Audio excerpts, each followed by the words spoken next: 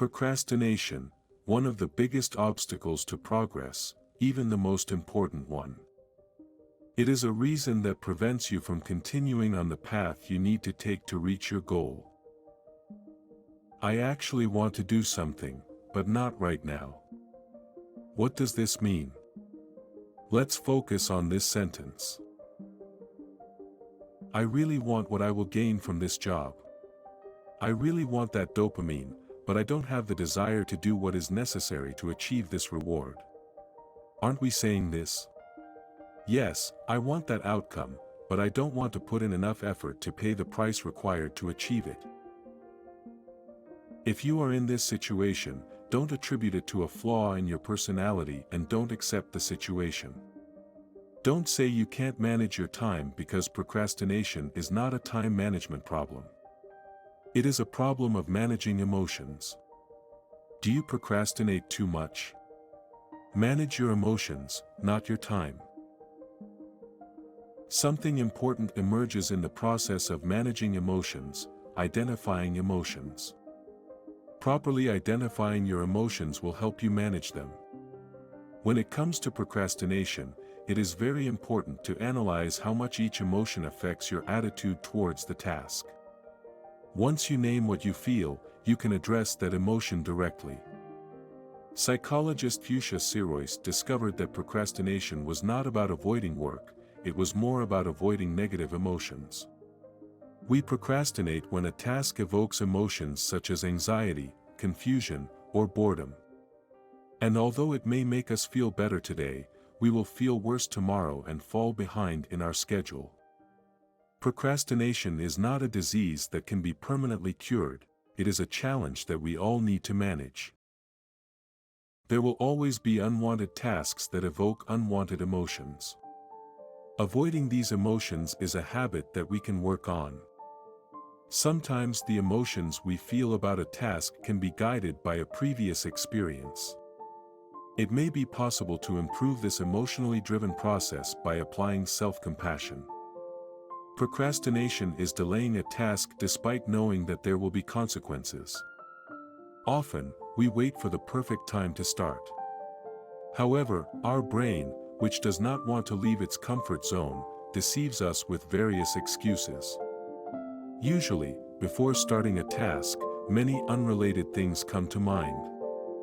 Books that have been disorderly on your shelf for days suddenly bother you before starting to write a report. In fact, this is a game that our brain plays on us because it does not want to push itself by writing that report. Why does our brain do this to us? Actually, your brain is working for your benefit.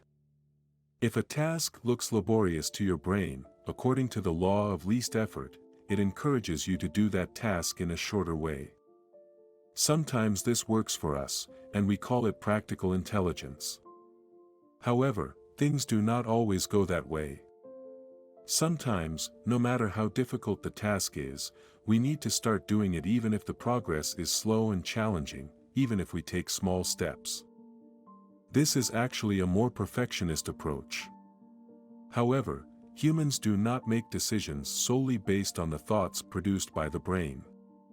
Sometimes, a person, even if something seems highly illogical or even impossible, is a living being who wants to carry out that task with their heart and soul and can work with all their energy when they really want it.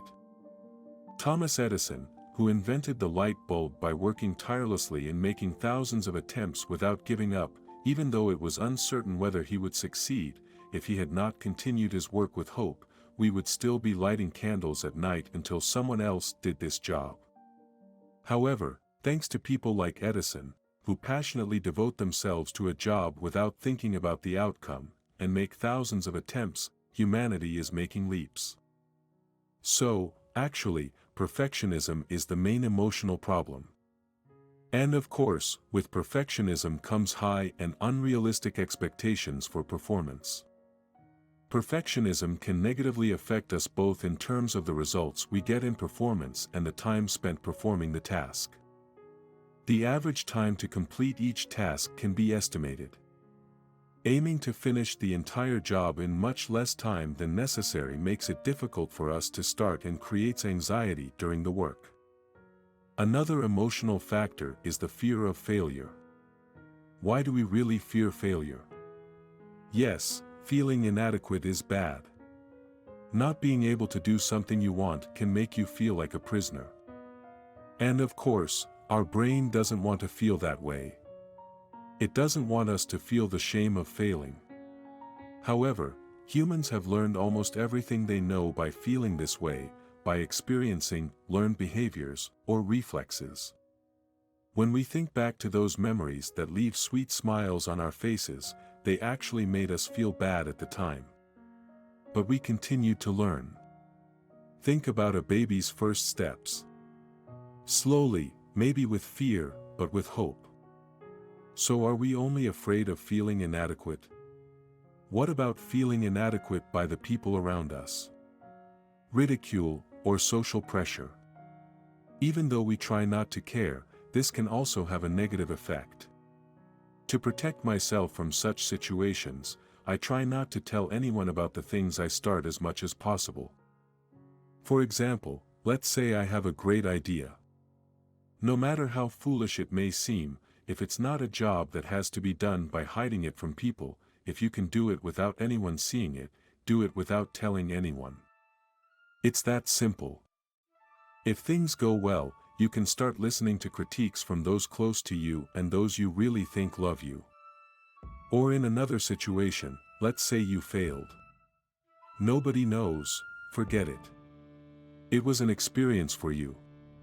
What did you lose? Another reason why not mentioning it can be beneficial is that when you tell people about something you haven't even started yet, while the job or idea is still in the idea phase, you get some of the dopamine you get after doing it. Because even though we talk about achieving a job for ourselves and our future, environmental factors play a very important role here. And this idea, which is not yet fully mature, seems too difficult to turn into reality. So are we really postponing a job, or have we not yet decided to start that job? This issue is generally associated with wanting or not wanting to do something. If it's a job that's not wanted and there's no obligation or urgency to do it, generally everyone wants to postpone it. So what does it mean if a person says they really want to accomplish something but still postpones it? Most people who complain about procrastination are actually in the intention phase. When a person delays doing a job or does not feel negative emotions when they do not do it within the time they need to, it is not procrastination. Probably this person has not yet decided to start this job, meaning they are in the intention phase. But if you have set a time to start a job and still haven't started it, it means you have decided to start that job but have not taken action. In other words, you have postponed it. So the person wants to change, start a diet or quit smoking, but they cannot move to the action phase. So what should we do? How do we move to the action phase? By taking the first step, of course. Starting small and keeping it up regularly. If you have a complex task in front of you, break it down into subtasks. When you reward yourself, even in a small way, for completing each task, your brain will act according to the reward system and you will want to finish another task to reward yourself. Once I faced such a situation, I first broke down the task into subtasks, then I created a to-do list of successful steps and sub-steps required for the task to be successfully completed. My roadmap was in front of me. I could see ahead. After realizing that some tasks were already completed and some were easy for me to do, I asked myself where I could have difficulty. And I took small notes on what I could do and what resources I could use for the points where I might have difficulty. I had made my plan. Now all I had to do was move to the action phase. If you can't decide where to start, you can make a priority list. When creating your priority list, you can classify your work as urgent, meaning that it needs to be completed by a certain time, and work that has no time limit. This will help eliminate the anxiety caused by your urgent work. After completing or classifying your work according to a specific time plan, you can classify your work that does not need to be completed at a certain time according to various subjects that require or do not require creativity, research, etc. All of these methods will help you see ahead and eliminate factors that will make you feel tense because you think there is too much work ahead of you. Another important point to note is the ability to make decisions and implement them quickly, that is, the ability to take action.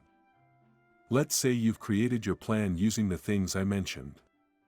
Yes, everything is ready, the path is clear and everything looks great. But you don't want to start. After all, everything is planned on how to do it. Then I can postpone it to another time. Let's say there's a task that needs to be done in the back of your mind and you want to go out with your friends.